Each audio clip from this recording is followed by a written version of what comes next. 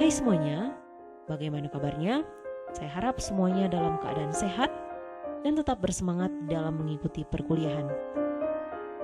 Pada saat ini di dalam mata kuliah Aljabar Linear Elementer, kita akan belajar mengenai ekspansi kofaktor serta aturan Cramer. Di sini kita akan belajar metode lain untuk menghitung determinan suatu matriks yang nantinya akan berujung kepada bagaimana menghitung inverse serta solusi dari sistem persamaan linear.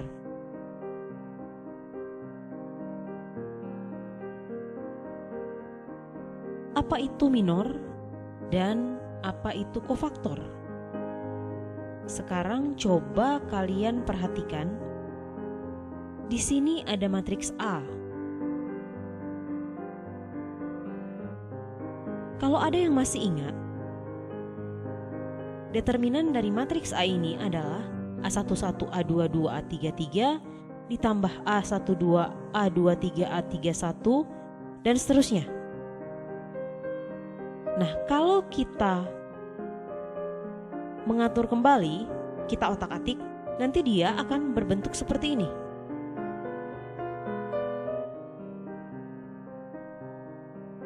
Nah, bagian di dalam tanda kurung ini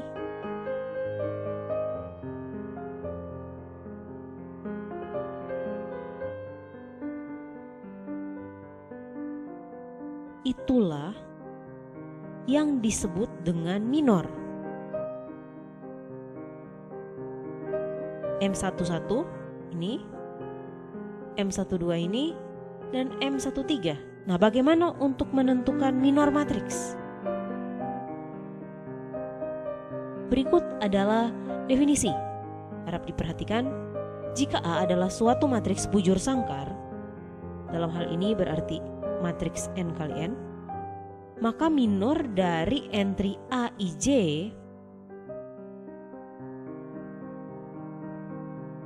ini berarti dia berada di dalam baris I kolom J. Dinyatakan sebagai Mij dan didefinisikan sebagai determinan dari submatriks yang tersisa setelah baris ke I dan kolom ke J dihilangkan dari A. Selanjutnya, bilangan negatif 1 pangkat I tambah J, Mij, dinyatakan sebagai Cij dan disebut sebagai kofaktor dari entry Aij. Sekarang kita perhatikan. Lantas, bagaimana sih menghitung minor dan kofaktor? Sekarang coba diperhatikan untuk matriks berikut di dalam contoh 1. Jadi misalkan ada matriks A, kemudian entry-entrynya ada 3, 1, negatif 4, 2, 5, 6, 1, 4, dan 8. Sekarang, minor dari entry A11 yang mana? Coba kalian perhatikan A11 itu ada di mana? A11 ada di sini. Sekarang kalian garis. Nah, lihat apa yang tidak masuk di dalam garis. Ada 5, 6, 4, dan 8. Selanjutnya, apa yang harus kita lakukan? Kita mencari determinan dari ini 5, 6, 4, dan 8. Nah, nantinya kalau kalian hitung akan memperoleh angka 16. 5 kali 8 kurang 6 kali 4, 40 kurang 24, 16. Nah, sekarang bagaimana mencari kofaktor dari A11? Terlebih dahulu kita harus tahu mana I dan mana J. A11 berarti dia ini I, ini J. Sehingga C11 berarti negatif 1 pangkat I tambah J pangkat 1 tambah 1 dikali M11. Negatif 1 pangkat 1 tambah 1 negatif 1 pangkat 2 berarti ini sama dengan berapa? 1. 1 dikalikan dengan minor dari entry A11 berarti 1 kali 16 alias M11 itu sendiri. Hasilnya adalah 16. Sekarang minor dari A32. Kita lihat A32 ada di mana? A32 berarti dia ada di baris ketiga, kolom kedua. Nah, di sini. Kita kasih garis. Maksudnya di sini sebenarnya adalah entry-entry yang tidak sebaris ataupun sekolom dengan A32. Dalam hal ini 3, 2, negatif 4, dan 6. Nah, kemudian kita cari apa? Kita cari determinannya. Determinannya nanti akan mendapatkan angka 26. Ini. Oh ya, untuk bagian ini salah ya. Seharusnya tandanya seperti ini.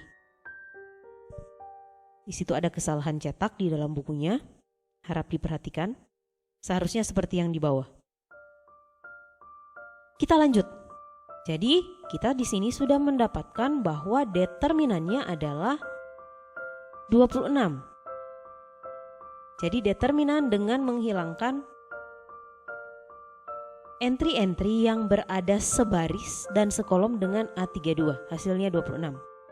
Sekarang kofaktor dari A32. Dan ingat, tentukan apa dulu? Tentukan I dan J-nya. A32 berarti ini I, ini yang J. Sehingga kita bisa menentukan kofaktor dari A32. Dalam hal ini negatif 1 pangkat 3 tambah 2 dikali M32. Negatif 1 pangkat 3 tambah 2 negatif 1 pangkat 5 hasilnya adalah negatif 1. Negatif 1 dikali M32 hasilnya adalah negatif M32. Negatif 26. Nah, dari situ kita sudah bisa menentukan kofaktor dari A32. Cukup gampang bukan? Yang diperlukan di sini adalah kalian banyak latihan soal, sehingga nantinya bisa terbiasa di dalam mengerjakan, di dalam mencari minor dan kofaktor dari suatu entry. Berikut ada metode yang bisa dikatakan cukup gampang di dalam menentukan dia negatif atau positif sih, yaitu dalam bentuk seperti ini. Nah, sekarang kita kembali lagi ke yang di awal tadi. Yang di awal tadi dia nantinya dapat dituliskan dalam bentuk seperti ini kalau dikaitkan dengan minor dan kofaktor. Jadi determinan A dapat dituliskan dalam bentuk seperti ini. Tetapi apakah hanya di dalam bentuk seperti itu? Kita akan lihat. Jadi di sini untuk persamaan 3 menunjukkan bahwa determinan A dapat dihitung dengan mengalihkan entry-entry pada baris pertama dari A dengan kofaktor-kofaktornya yang bersesuaian dan menjumlahkan hasil kali yang diperoleh. Metode perhitungan tersebut, nah itulah yang disebut dengan ekspansi kofaktor atau cofactor expansion sepanjang baris pertama dari A.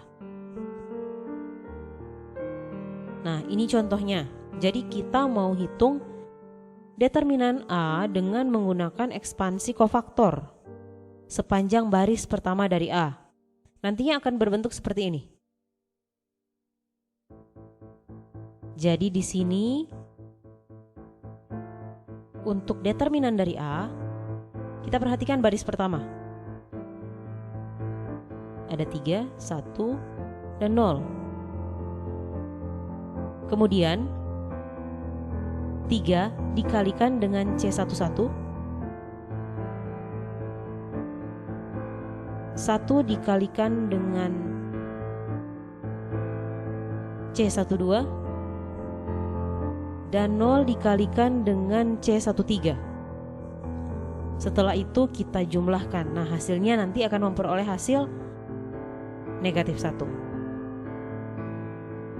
Sekarang, apakah hanya bisa dikerjakan dengan cara seperti ini? Dalam contoh dituliskan bahwa kita melakukan ekspansi faktor sepanjang baris pertama. Nah, kita bisa menggunakan baris yang lainnya, baris kedua atau baris ketiga. Bisa juga kita melakukan ekspansi berdasarkan kolom. Kolom pertama, kolom kedua, dan kolom ketiga. Coba perhatikan. Nah, di sini ekspansi sepanjang baris pertama. Ini kolom pertama. Ini baris kedua. Ini kolom kedua. Ini baris ketiga, dan ini kolom ketiga. Jadi di sini sebenarnya bisa bebas. Bagaimana cara menentukan kita mau pakai yang mana? Kita lihat mana yang gampang kita cari. Biasanya yang gampang kita cari adalah yang mengandung unsur nol, baik baris atau kolom. Nah, sehingga seperti halnya ini, 0 kali determinan dari yang di sini, itu langsung kan?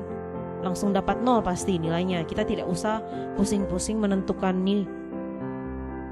nilai determinannya berapa, tetapi karena dia ada pengalih 0 di depan, berarti kita langsung tuliskan dia sebagai 0. Jadi di sini ada teorema mengenai ekspansi kofaktor.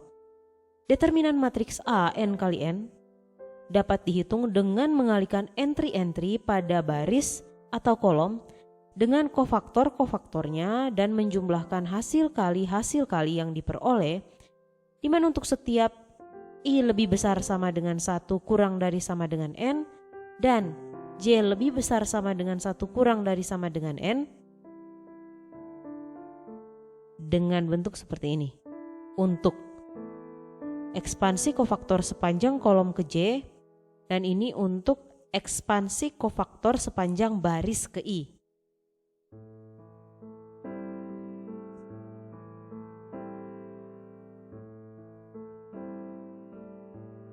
Nah, di sini ada contoh yang lainnya.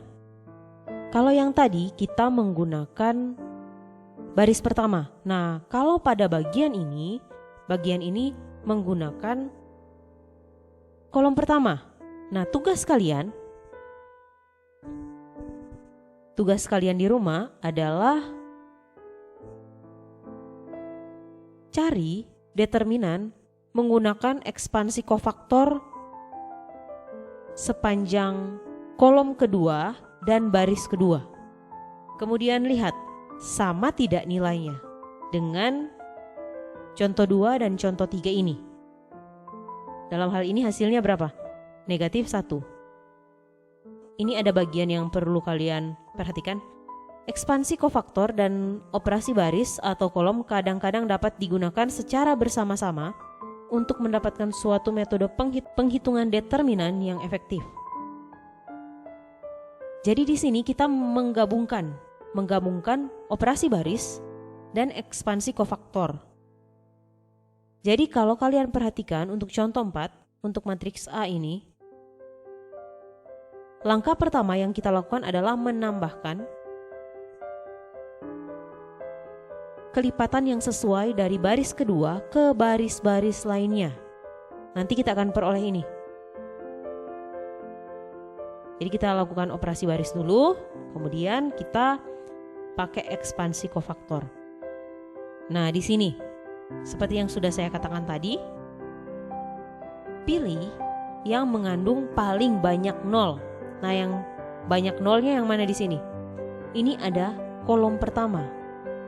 Jadi kita lakukan ekspansi kofaktor sepanjang kolom pertama. Nantinya kita akan menemukan bentuk ini. Selanjutnya, kita menambahkan baris pertama ke baris ketiga.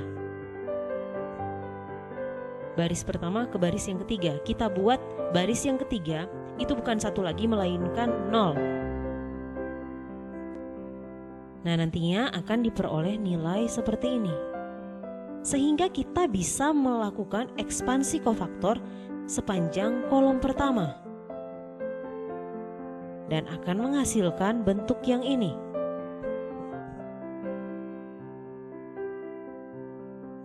Setelah itu, bisakah kita melakukan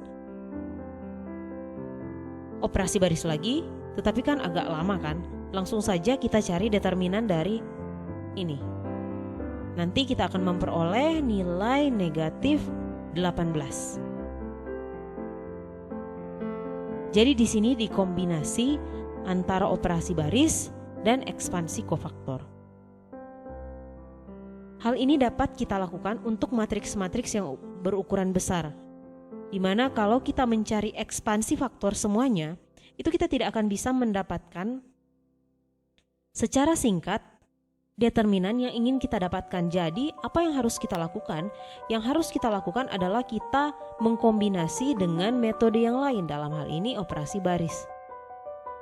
Demikian untuk materi kita saat ini. Saya harap kalian dapat memahaminya dengan baik, karena ini sangat penting sekali materinya. Dan jika masih memiliki pertanyaan, saya harap kalian untuk dapat bertanya. Sekian dan terima kasih.